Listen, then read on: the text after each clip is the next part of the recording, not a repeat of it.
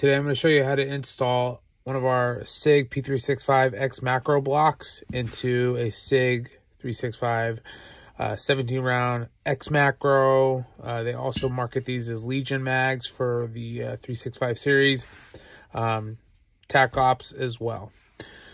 What you're going to do, firstly, take a punch, push in the locking plate, and slowly remove the floor plate.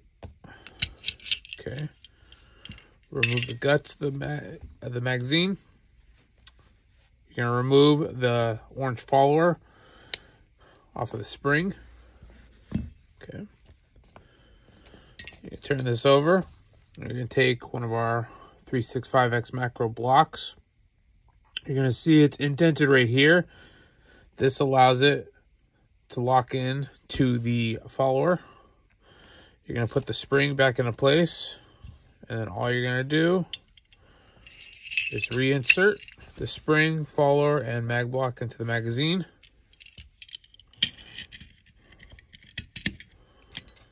Push the locking plate down and put the floor plate back on. And you're all set. One of the other ways that you can also seal the mag is with our double bubble epoxy. It's a two-part epoxy. You take both parts, you mix them together, and then all you do